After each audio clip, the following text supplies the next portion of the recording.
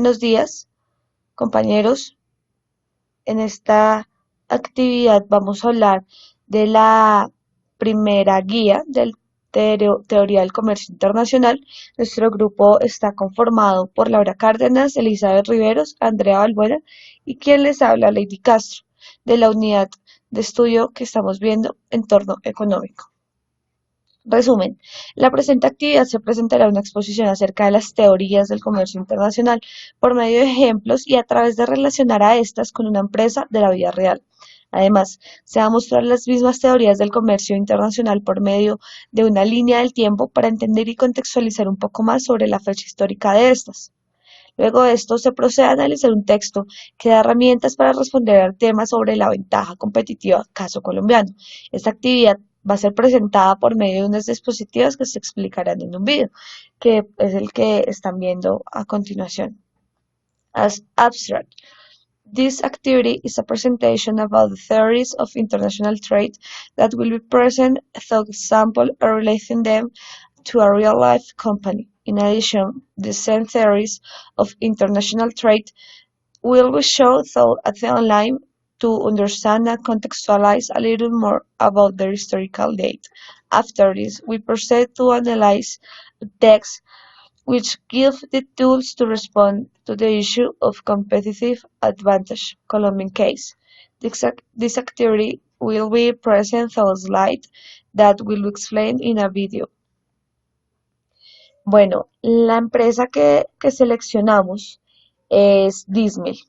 Bueno, Dismel Ltda es una empresa de capital 100% colombiano que nació del interés de un grupo familiar hace más de 30 años, con el objetivo fundamental de atender el mercado con productos de alta calidad en la ciudad de Cartagena, enfocados en la comercialización del producto dirigido a un mercado de consumo masivo. Dismel es una sociedad de capital 100% privado dedicada a la compra y venta de artículos de higiene, menaje, alimentos, licores y otros. Bueno, la primera teoría de la cual vamos a hablar es la teoría del mercantilismo. Esta se produjo en Europa durante los años 16 hasta la mitad del siglo XVIII, durante los siglos XVI hasta la mitad del siglo XVIII. ¿Sí? La reflexión sobre los problemas de la economía internacional estuvo dominada por las ideas de los mercantilistas en estos siglos. Ellos consideraban que el objetivo fundamental de las economías nacionales era lograr condiciones favorables en el intercambio con el exterior. Mientras mayor fuerza fuera la cuantía de las exportaciones y menor de las importaciones, ellos pensaban que una nación obtendría una balanza comercial favorable, la cual pues le permitiría incrementar sus reservas de metales preciosos, siendo el oro el más preciado. De acuerdo con la lógica de los mercantilistas, las políticas económicas adecuadas eran las que protegían los productores internos de la competencia de las importaciones y pues recomendaban medidas como la imposición de aranceles y la restricción cuantitativa, entre otras cosas. La aplicación de esta teoría a través de un ejemplo lo podemos ver pues a continuación. Raúl fabrica las bicicletas verdes en Ecuador y Xianyu en China las bicicletas rojas.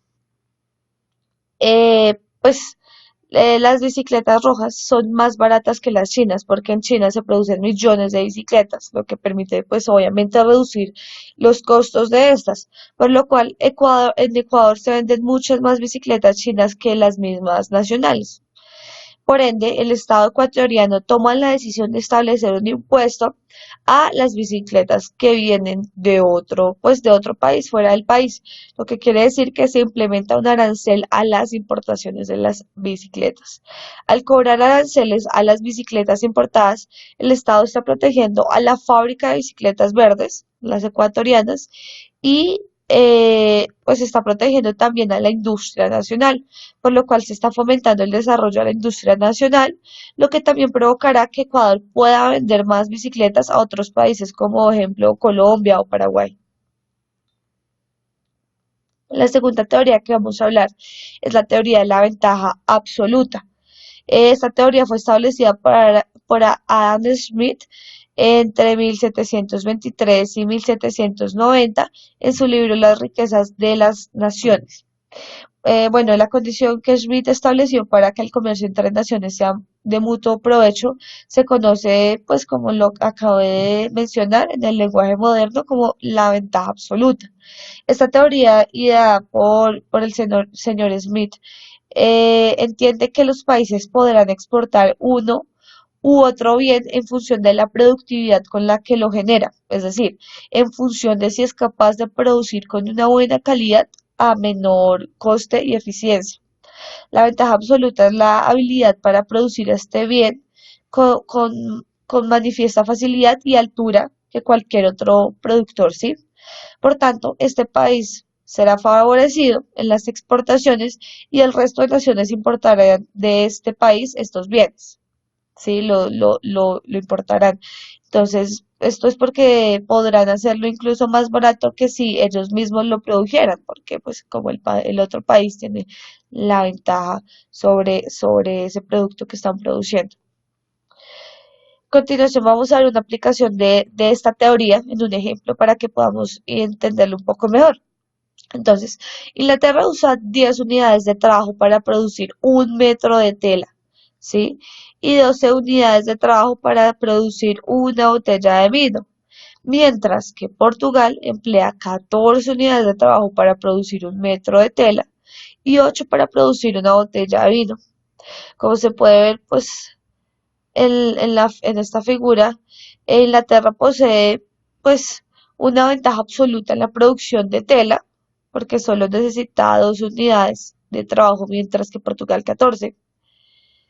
Y Portugal posee una ventaja absoluta en la producción de vino, porque solo va a necesitar eh, lo que mencionaba, 8 unidades de trabajo para producir una botella de vino. ¿Listo? Por lo tanto, Inglaterra producirá ropa y comerciará el vino con Portugal, porque cada uno tiene pues su fuerte. Teoría de ventaja comparativa. Bueno, esta teoría fue establecida por David Ricardo en el año 1817. ¿Sí? Está argumentada en contraposición a la teoría de la ventaja absoluta porque comprendió que la teoría del comercio internacional de Adam Smith tenía una fuerte limitación, ya que esta requiere que cada nación tenga ventaja absoluta en al menos un bien, ¿sí? Entonces él comprendió esto y quiso proponer otra teoría. Entonces la teoría de la ventaja comparativa se basa en la idea de economía productiva, donde cada país se especializa en la producción y exporta aquellos bienes que mejor hacen, lo cual influye fuertemente en la dinámica del comercio internacional entre diferentes países. Es decir, los factores de producción de los países determinan la ventaja comparativa, ya que pues su producción depende de la abundancia de recursos disponibles para la producción y exportación. Un ejemplo para comprender un poco más esta teoría es el siguiente. Existen dos naciones, Estados Unidos y Rusia, que se intercambian dos bienes, queso y vino, y que el único insumo con el que se producen ambos bienes es el trabajo, ¿sí? Uno de los países, Rusia, dispondrá de tecnologías más avanzadas que Estados Unidos. Rusia requiere de una cantidad menor, entonces, pues de trabajo para producir pues ambos bienes, por lo cual se considera que en este caso Rusia es el país avanzado, mientras que en Estados Unidos es el atrasado. Rusia utilizó solo 3 horas de trabajo para producir 1 kilo de queso, mientras que Estados Unidos requiere de 6, porque pues no tiene una tecnología tan avanzada, como ejemplo. Al mismo tiempo, Rusia utiliza solo 1 hora de trabajo para producir 1 litro de vino, mientras que Estados Unidos requiere de 4. Igual, todo está basado eh, en su producción. En este caso, Rusia tenía una ventaja en la tecnología y por eso podría producir más y tenía una ventaja frente a Estados Unidos. A continuación, mi compañera va a hablar sobre teoría de costos comparativos. Continuando con la teoría de costos comparativos, la cual fue establecida por David Ricardo a principios del siglo XIX, en la que se sostiene que el comercio entre dos países es beneficioso para estos dos, incluso en el caso en el que un país sea más eficaz que el otro en la producción de todos los servicios. Lo que se busca en base a esta teoría es que cada país busque aprovechar el especializarse en mercancías específicas para que su ventaja sea comparativamente mayor o su desventaja comparativamente menor. Y consideramos esta teoría como una evolución respecto a la de Adam Smith, ya que para David Ricardo lo más importante en el comercio internacional no son los costos absolutos, sino los relativos, lo que no vemos en Dismel Limitada, ya que estos comercializan una gran variedad de productos como son licores, alimentos, implementos de higiene, implementos de menaje, bebidas y muchos otros. Entonces ellos no se especializaron en uno solo, sino que prefirieron tener una gran cantidad de productos a la disposición de las personas. Pero lo podemos ver desde otro punto de vista con un ejemplo muy claro. Por ejemplo, en, en Inglaterra 60 trabajadores producen 30 balas de tejido y otros 60 trabajadores 15 litros de vino, mientras que en Portugal los mismos 100 trabajadores, 60 para las balas de tejido y 60 para los vinos, producen en un año 90 balas de tejido y 60 litros de vino. Entonces se supondría que no habría comercio alguno porque en ambos productos Portugal es más eficaz. Pero haciendo un cálculo simple nos damos cuenta que la cantidad de ambos países junta es más grande si cada país se restringe a lo que hace mejor. Entonces, mientras un trabajador en Inglaterra produce 0,5 balas de tejido y 0,25 litros de vino, en Portugal produce 1,5 balas de tejido y 1 litro de vino. Lo podemos traducir como que se necesitan tres ingleses para un portugués en cuanto a balas de tejido, y se refiere a 4 ingleses para un portugués en cuanto al vino, por lo que es mejor que los ingleses se concentren en la producción de balas de tejido, ya que es lo que hacen mejor, y los ingleses en las balas de tejido, ya que es lo que comparativamente con el vino les rinde más. Entonces hay uno libre en Portugal con las balas de tejido, ya que solo se produce 1,5 balas de tejido. Esto puede producir entonces 1 litro de vino más para los ingleses. La cantidad de balas de tejido no habría cambiado, pero tendrían 0,25 litros más de vino. En otras palabras, con el rodeo por Portugal, 3 trabajadores ingleses equivalen a 1 litro de vino. Sin este rodeo, 3 trabajadores solo equivaldrían a 0,75 litros de vino. Entonces, aunque suene un poco complicado, la idea es relativamente simple.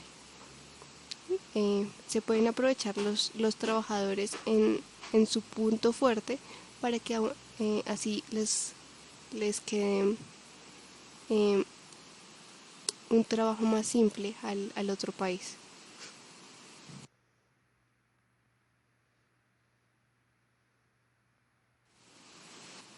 Continuando con la teoría de proporción de los factores, o HOS,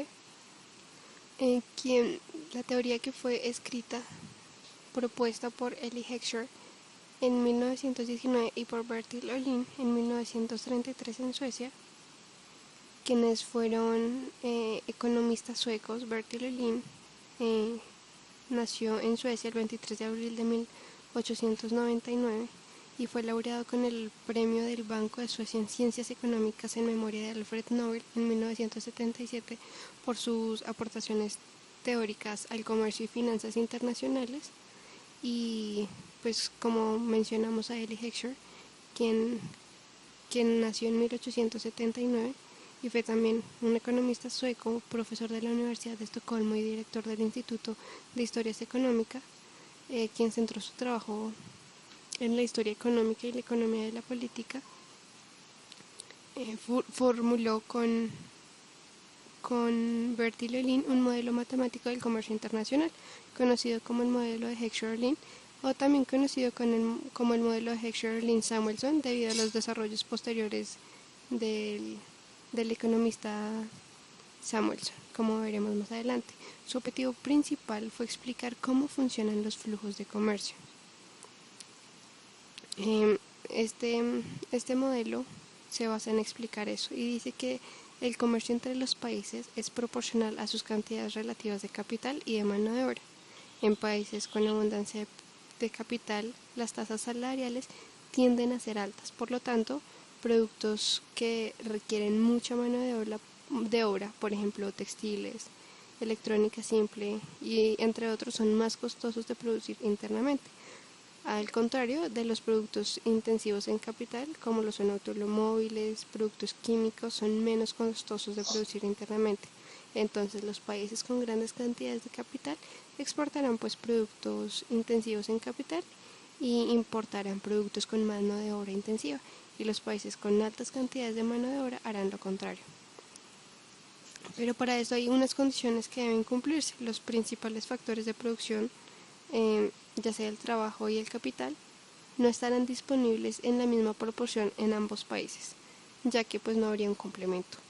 Los dos bienes producidos requieren más capital o más mano de obra. El trabajo y el capital no se mueven entre los dos países y no hay costos asociados con el transporte de mercancías entre los dos países, aunque esta última mencionada ha sido muy complicada por las políticas de comercio que hay entre los países últimamente. Y Wesley Leontief hizo un estudio de la teoría que parecería inválida, aunque señaló que Estados Unidos tenía mucho capital, por lo tanto había exportar productos intensivos en capital y importar productos de mano de obra intensiva. En cambio, encontró que exportaba productos que utilizaban más mano de obra que los productos que importaba. Entonces, este hallazgo se conoce como la paradoja de Leontief, que como que le lleva un poco la contraria a esta teoría de Bertie Lelin y de Elie Heckscher.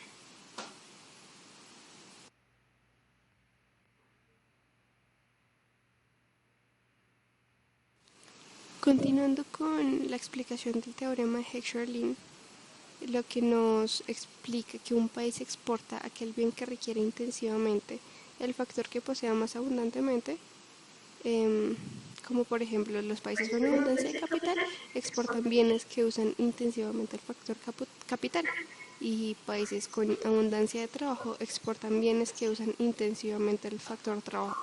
Entonces esto explicaría la ventaja comparativa que tienen algunos países de Europa y Estados Unidos en la producción de automóviles, ya que tienen abundancia de capital, o muchos países de América Latina al producir bienes agrícolas, ya que tienen abundancia de trabajo. Y esto nos lleva al reconocido Paul Samuelson, quien realizó una ampliación del teorema de Heckscher-Ohlin, quien propone que, además de la especialización, tiende a darse una igualación en los precios de producción.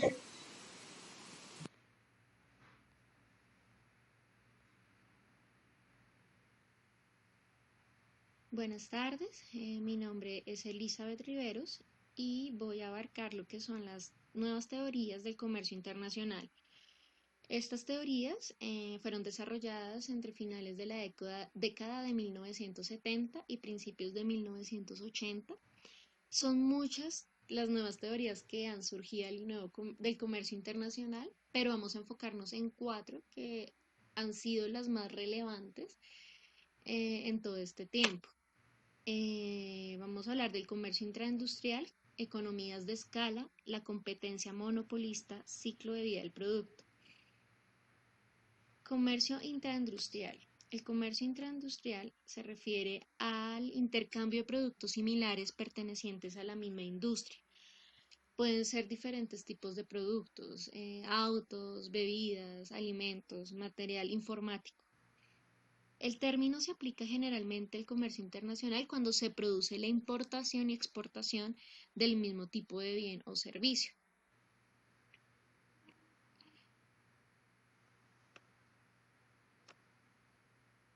Muchos se han preguntado a lo largo de toda la historia en por qué los países se ocupan al mismo tiempo de la importación y exportación de productos de la misma industria. Y el planteamiento es abstracto y parece que no tiene sentido, pero realmente sí. Y dice que, o sea, que es importante entender que no es lo mismo comprar un Mercedes, por ejemplo, Vito, que un Mercedes de clase A. Aunque los vehículos sean de la misma marca, no todos los países producen el tipo, o digamos en este caso, un Mercedes no lo pueden exportar de la misma marca o lo pueden importar de la misma marca. Por eso, esta teoría tiene unos tipos de principios que sostienen los economistas. Por ejemplo, dicen que se aprovechan los rendimientos crecientes.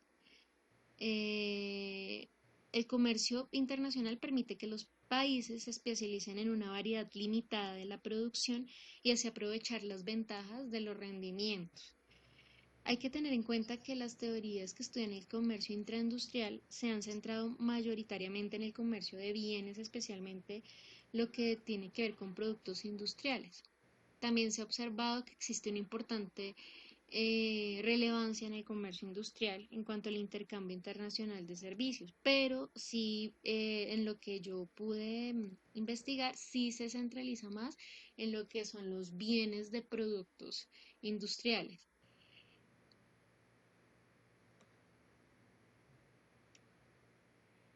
Para poder entender mucho mejor cómo este fenómeno, creo necesario poder explicar rápidamente la diferencia de lo que es el comercio intraindustrial y el comercio interindustrial. Entonces, las principales diferencias son, por ejemplo, el comercio interindustrial, digamos que se especifica en exportar e importar bienes o servicios en países distintos, ¿sí? Su razón se concentra en la búsqueda de costos de oportunidad, es decir, que diferentes industrias o empresas se especialicen en áreas donde se tiene asegurado un costo o oportunidad bajo, y es el primer paso para la comercialización de sus productos con éxito. El denominador común de esta modalidad de intercambios comerciales es la ventaja comparativa, que es la que ya explicamos, que se produce al reconocer que todos los socios comerciales tienen un menor costo de oportunidad en la producción de un artículo en el que puede alcanzar a otro. Es decir, si yo no tengo, no sé, yo no tengo petróleo, entonces voy a buscar en que pueda producir otro país y pueda importarme ese bien que yo no poseo. El comercio intraindustrial se refiere ya al comercio de la misma industria, ¿sí? No son productos y servicios diferentes, sino son el mismo, y su fundamento es el intercambio de bienes similares, como ya lo pude explicar. En este caso también puede basarse lógicamente en teorías o economías de escala o ventajas comparativas, que son las que voy a explicar ahorita más adelante. Para Disney Limitada, la venta de productos en el extranjero de empresas que pueden aumentar sus economías de producción y experiencia de escala, lo que puede proporcionar una motivación para el comercio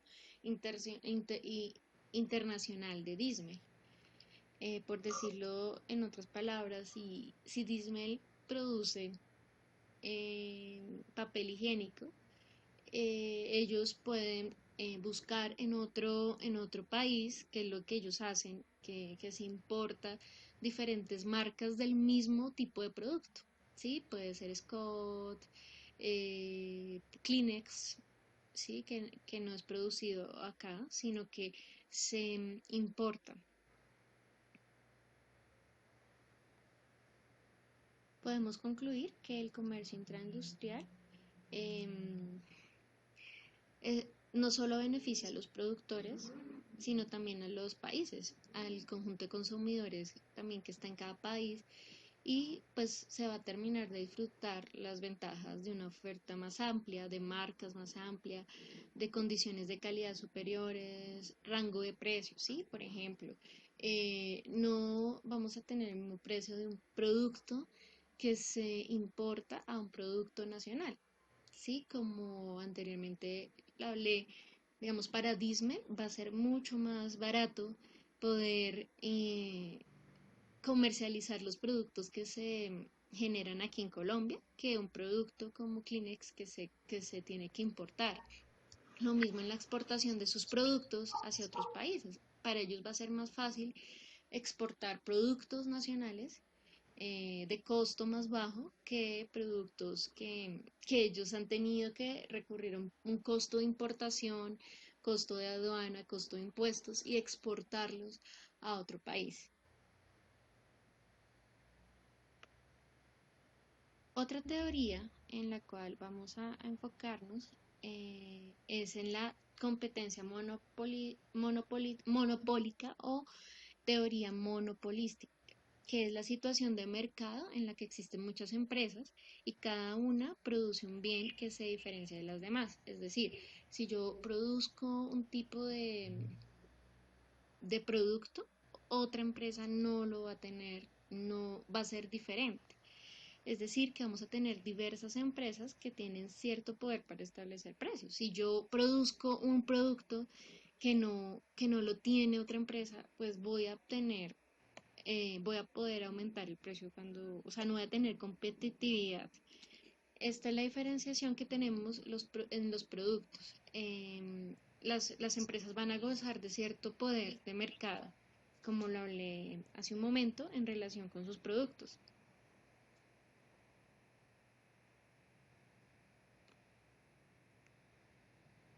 Entonces podemos decir en qué puede diferir este tipo de teoría monopólica a la competencia perfecta. Entonces podemos decir que hay tres aspectos que se diferencian. Y es que o sea, digamos, en una competencia perfecta de un producto, hay muchas empresas vendedoras y compradoras de este producto y se va a generar competencia.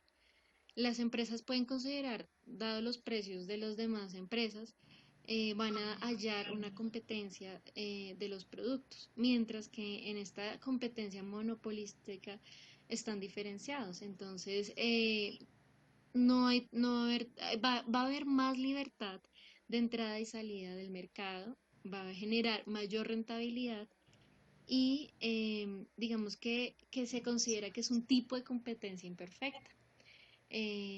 Lógicamente en donde yo no tengo con quién competir porque tengo un mercado monopolizado, nadie más produce mis productos, entonces voy a tener poder en lo que es el mercado, lo que es la rentabilidad, lo que es el comercio y voy a limitar, digamos que al cliente a tener una diversa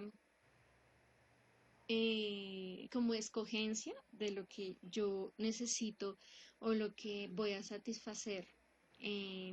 Por este motivo, los distintos modelos de mercado lo dicen dicen que este tipo de teoría es una competencia imperfecta y se clasifica en función del número de empresas que participan en él.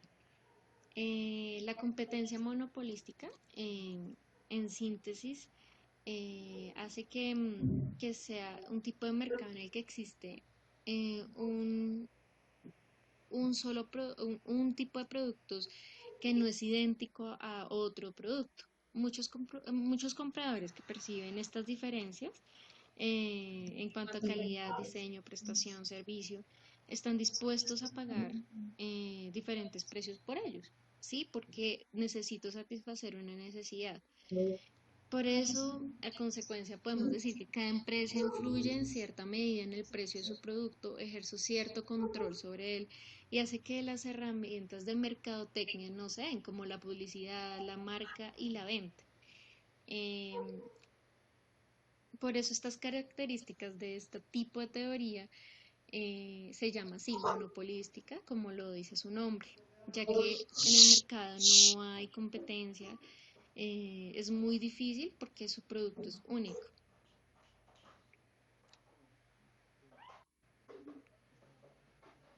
Por ejemplo, podemos decir que en este tipo de teoría hay una libertad de entrada y salida del producto.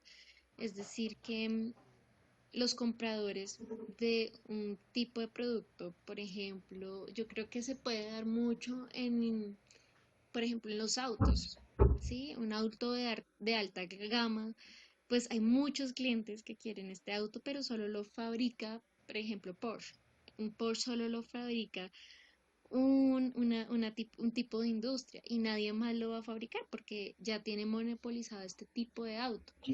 Y digamos que la gente estaría dispuesta a pagar un precio alto por este carro porque ya digamos que tiene cierto tipo de clientes que ya digamos que se ajustó a este tipo de mercadotecnia. Las empresas de este tipo de mercado dedican tiempo a planificar estrategias, implementar diferentes tipos de actividades, investigación de mercados, desarrollo de nuevos productos de su misma marca, fijación de precios y ejecutan programas de promoción. Podemos decir que, digamos, en el caso de Disney Limitada, ellos no se asemejan tanto como a este tipo de teorías, ya que pues los productos que ellos comercializan, pues los puedo conseguir en un supermercado, los puedo conseguir en otro tipo de industria fácilmente. Ahora vamos con el ciclo de vida del producto.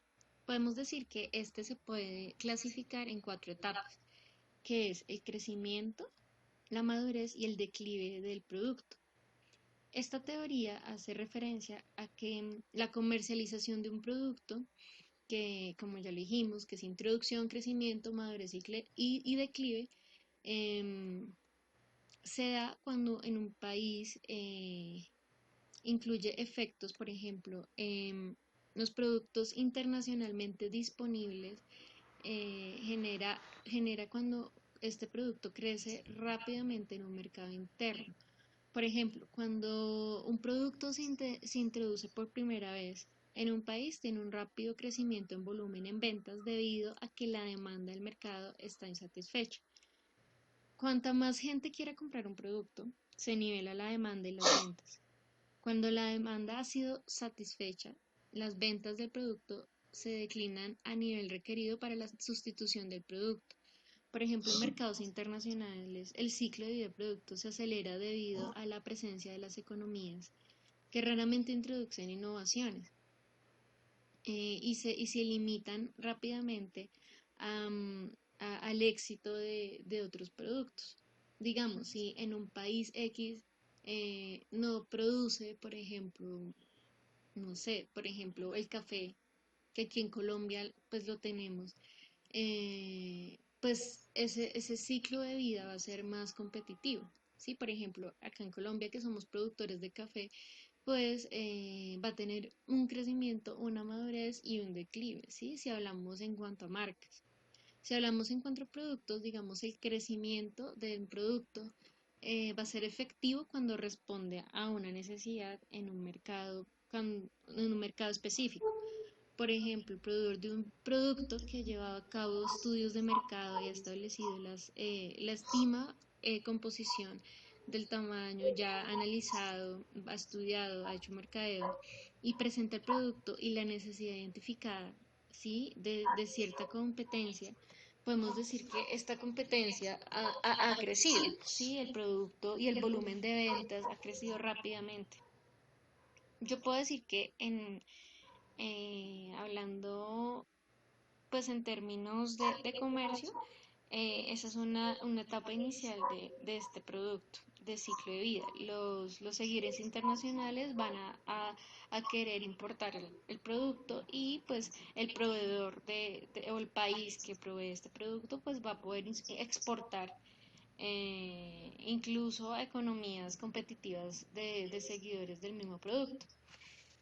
El ciclo de vida también va después a la madurez de este producto, en donde los niveles de demanda y volumen de ventas aumentan al ritmo más lento.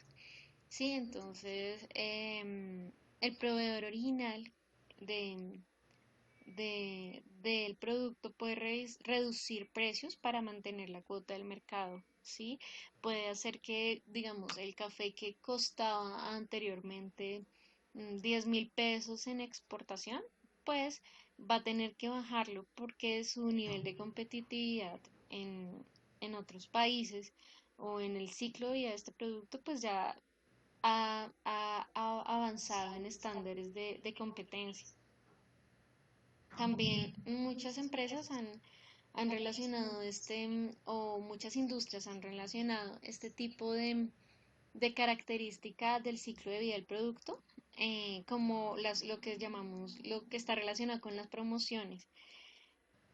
Y también está el declive. El declive, digamos, es la fase final del ciclo de vida del producto, que pues obviamente disminuye con el volumen de ventas que tiene el producto y finalmente pues son eliminados, por eso se llama declive, porque las economías que seguían este producto pues ya han podido desarrollar imitaciones muy buenas del producto original y son capaces de exportar pues el mismo producto, que es lo que ha pasado, eh, por ejemplo, con el café, que muchos otros países pues ya lo están produciendo, ya están cultivándolo, aunque no sea de la misma calidad, pues es mucho más bajo el costo.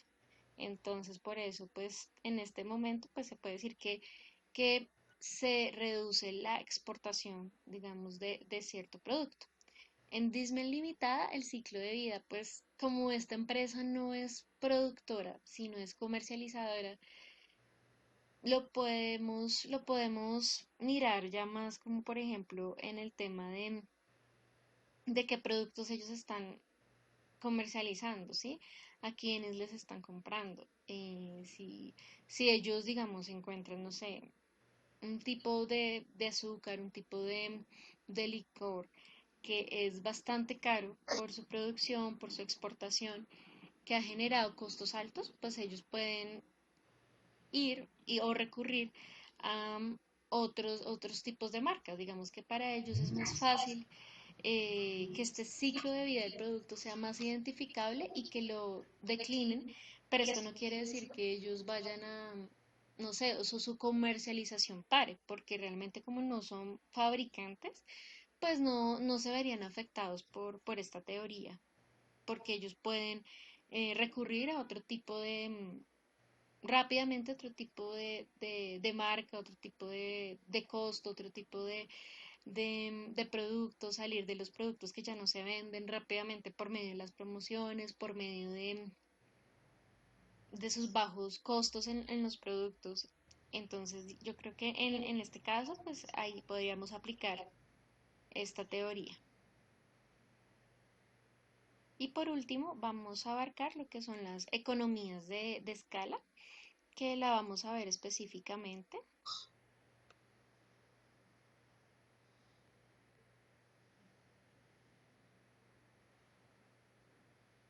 Bueno, ahora vamos a abarcar lo que son las teorías de escala. Las teorías de escala, que se llaman economías de escala, es el término que hace referencia a las ventajas que se pueden obtener de la producción a largo plazo. La idea quiere decir y tiene que ver con los costos. ¿Qué tipos de costo hay? Costos directos, costos indirectos, costos variables y costos fijos.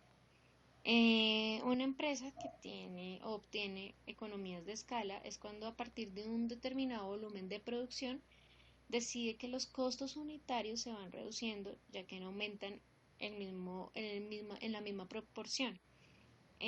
Por ejemplo, una empresa que fabrica o vende cierto tipo de artículos como lo es Disney Limitada, que se ocupa de fabricar, no tanto de fabricar, sino de comercializar. Su producción diaria conlleva una serie de costos, ¿sí? Costos como ahorita los vamos a ver, que son salarios, impuestos, alquileres, servicios, que pueden dividirse, como lo hablé ahorita, como entre costos fijos y costos variables.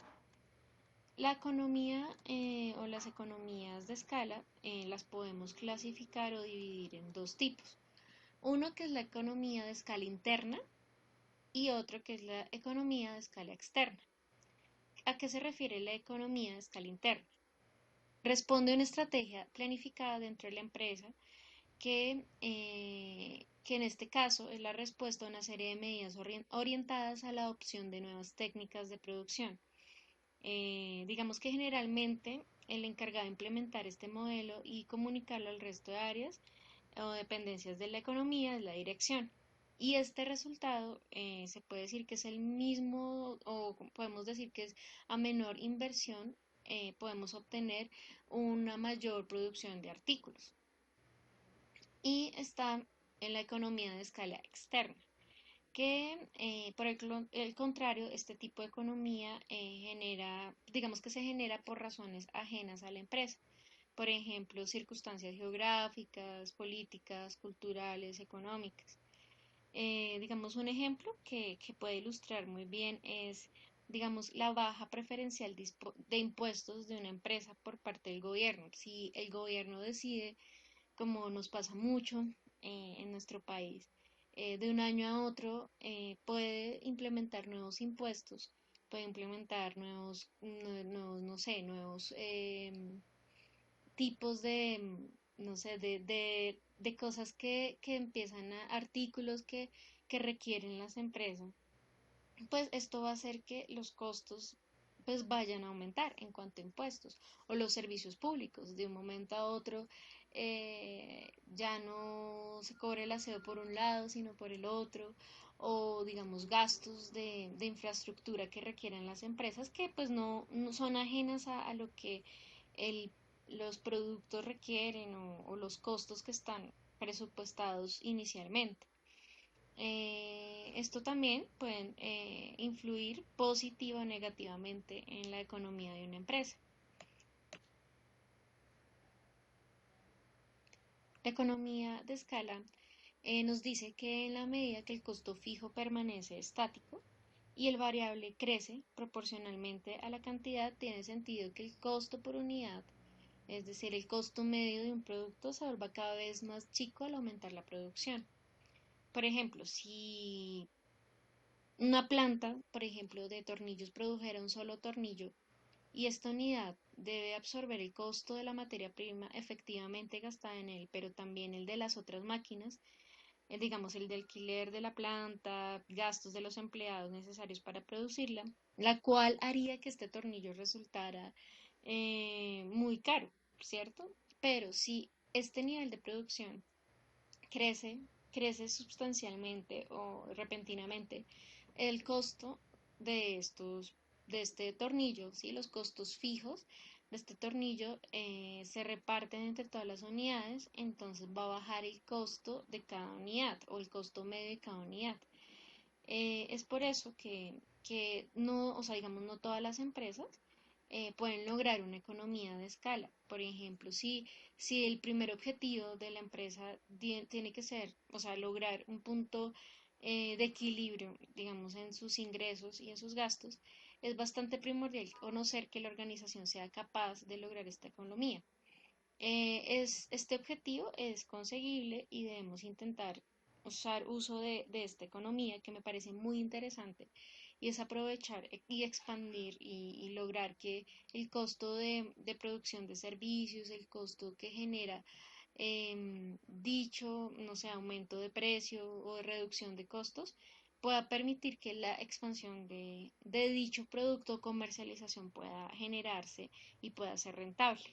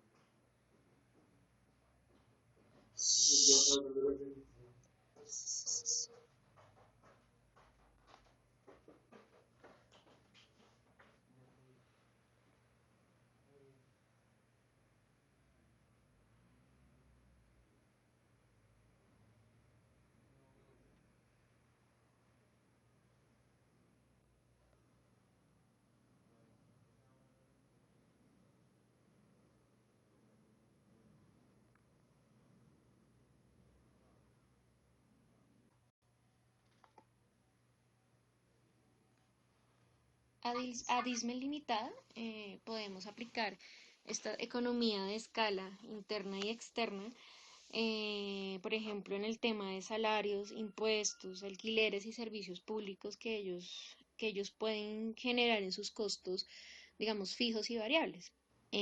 Por ejemplo, ellos como se dedican a la comercialización de bienes, pues nada, digamos que esta economía ellos la pueden aplicar sobre todo es en lo que tiene que ver con sus gastos, con sus costos que son variables, ¿sí? Por ejemplo, en los impuestos que pagan, pues en los servicios públicos, ¿sí? En el ahorro de estos costos, impuestos, salarios, esta economía se puede aplicar de esta manera.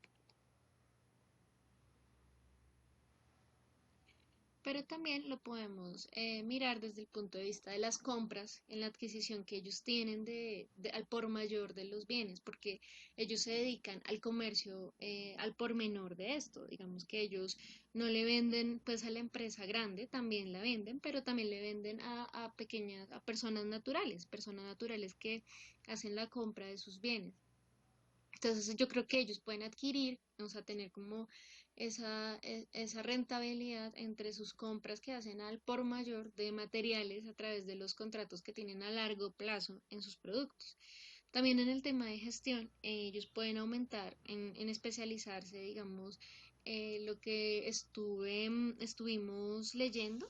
Ellos tienen ahorita, digamos que en el tema de licores, ellos tienen una ventaja, ¿sí? Ellos tienen una ventaja y es que ellos se están dedicando, digamos, como más a este tipo de producto.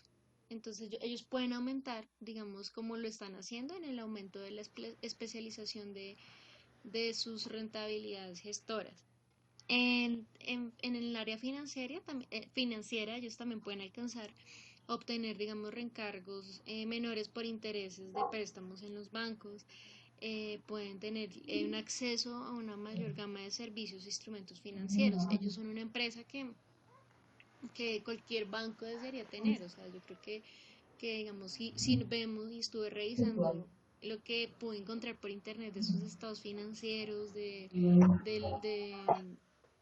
sus balances, y es que ellos tienen muy buena rentabilidad, o sea, por eso ellos aparecieron como una de las mejores pymes que hay en Colombia, porque tienen una muy buena administración. También podemos ver que a nivel de marketing, ellos pueden producir y distribuir a costo, digamos, y distribuir el costo de la publicidad a través de una gama más amplia de medios de difusión.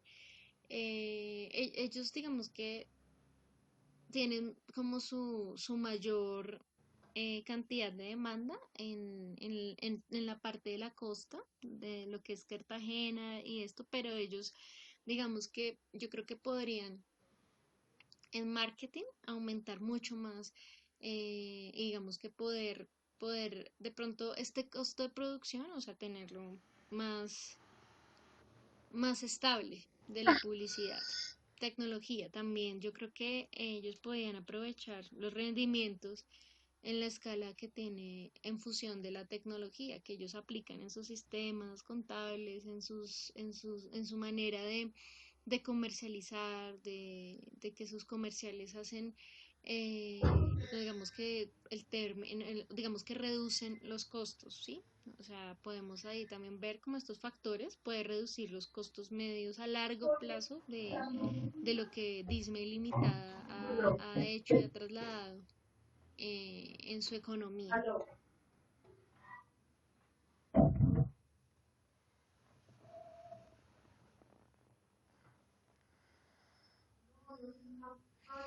Ahora vamos a pasar al modelo de la teoría de la ventaja competitiva. Esta se hace a través de estrategias competitivas que puedan permitir toma de decisiones ofensivas para sobreponerse a otras empresas que se dediquen a lo mismo o que tengan el mismo rubro y puedan obtener una posición beneficiosa y defendible en una industria. Tiene como finalidad ayudar a la empresa a hacer frente a la competencia y lograr tener éxito, lo que se traduce en beneficios y ganancias económicas, en más rentabilidad. Esta teoría se le denomina que su principal gestor es Michael Porter. Él decía que el valor diferencial que una empresa crea para sus clientes en términos de competencia, bien sea en precios menores o diferenciación de productos, cualquier característica creada por una empresa puede hacer que se pueda distinguir del resto y él la situaría en una posición superior para poder competir. El investigador más representativo, como lo podríamos decir, es Porter. Él estructuró esta teoría aproximadamente hacia 1980 con un libro que él lanzó que se llama Estrategia Competitiva, que representa una clara reflexión sobre lo que significa el pensamiento estratégico de la competitividad. Bueno, ahora vamos a ir a lo que Disney Limitada y la teoría de la ventaja competitiva tiene relación. Podemos observar que hacia el lado izquierdo de la diapositiva están algunas empresas que son competidoras de Disney Limitada. Escogimos estas porque estas están alrededor de digamos, de la localización de donde está la sede principal de Disney, que pues las encontramos en lo que es el departamento de Bolívar. Pero también tenemos otra que es Dislicores. Dislicores es una empresa que pues la conocemos y pues digamos que me centro en un producto, como podemos observar, que es el licor, la comercialización del licor. Disney Limitada tiene otro tipo de productos que ellos distribuyen, pero digamos que según la revista Dinero, Disney tiene su mayor competitividad a nivel de licores. O digamos que también por ser tan competitivo, tiene rentabilidad más acercada, digamos, a nivel de rentabilidad en cuanto a este producto, lo que es la comercialización de licor. Podemos ver que el correcto análisis, como dice acá, del entorno debe conducir a la empresa a actuar en industrias cuya estructura sea adecuada para obtener beneficios extraordinarios, establecer las estrategias adecuadas para modificar la estructura de la industria en su provecho. La ventaja competitiva. De acuerdo a la referencia citada en la presente. Bueno, a continuación vamos a hablar del punto 14, que trata sobre la ventaja competitiva. Entonces le doy espacio a mi compañera para que nos pueda explicar un poco más sobre esto. La ventaja competitiva. De acuerdo a la referencia citada en la presente guía, nos pareció importante citar esta frase de la lectura. Para ser una nación exitosa en el mercado mundial se necesita que las empresas logren una ventaja competitiva. ¿Esto qué quiere decir? Que la nación gane participación en el mercado nacional e internacional en función a los precios y la calidad, permitiendo pues así elevar la competitividad económica en un componente clave de toda estrategia de exportación nacional. Entonces, para eso básicamente que hay que tener en cuenta el capital humano, la infraestructura económica, las políticas o leyes que fomentan la competencia e incentivos del comercio internacional, entre otros.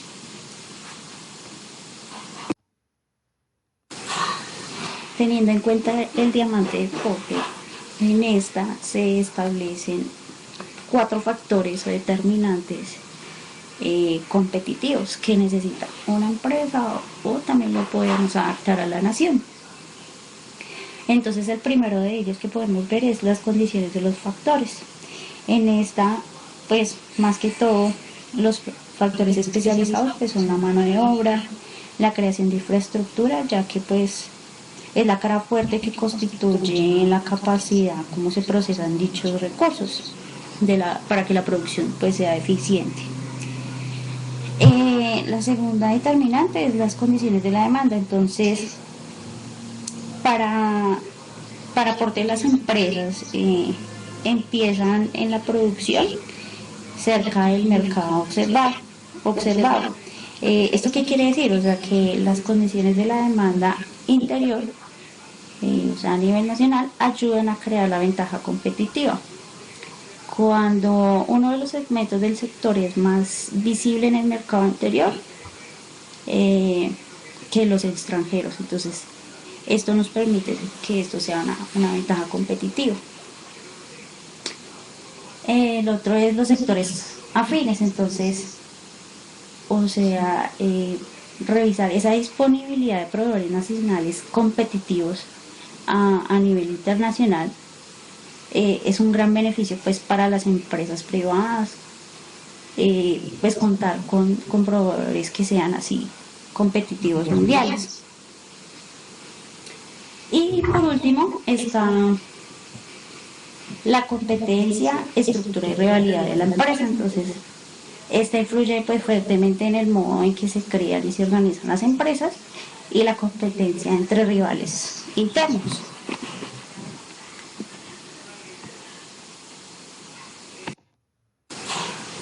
Teniendo en cuenta el diamante de Porter, en esta se establecen 4 factores o determinantes competitivos que necesita una empresa o también lo podemos adaptar a la nación.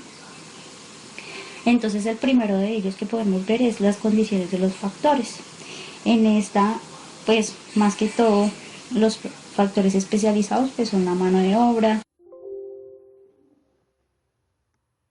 la creación de infraestructura, ya que pues es la cara fuerte que constituye la capacidad como se procesan dichos recursos para que la producción pues sea eficiente. La segunda determinante es las condiciones de la demanda. Entonces, para aporte las empresas empiezan en la producción cerca del mercado observado. ¿Esto qué quiere decir? O sea, que las condiciones de la demanda interior, o sea, a nivel nacional, ayudan a crear la ventaja competitiva. Cuando uno de los segmentos del sector es más visible en el mercado interior que los extranjeros, entonces esto nos permite que esto sea una ventaja competitiva. El otro es los sectores afines, entonces, o sea, revisar esa disponibilidad de proveedores nacionales competitivos a nivel internacional es un gran beneficio pues para las empresas privadas, pues contar con proveedores que sean así competitivos mundiales. Y por último está la competencia, estructura y rivalidad de la empresa. Entonces, esta influye pues fuertemente en el modo en que se crean y se organizan las empresas y la competencia entre rivales internos.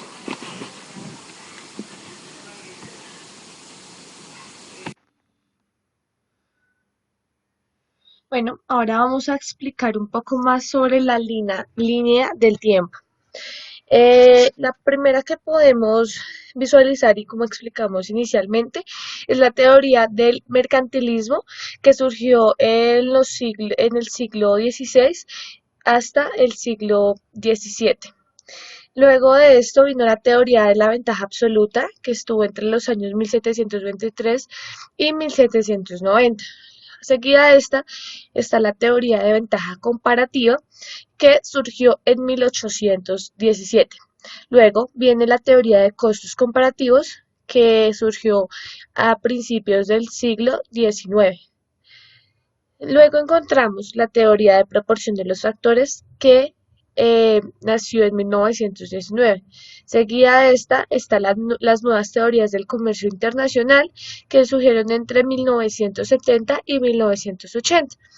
Y por último, la que pudimos escuchar es la teoría de ventaja competitiva que surgió en 1980.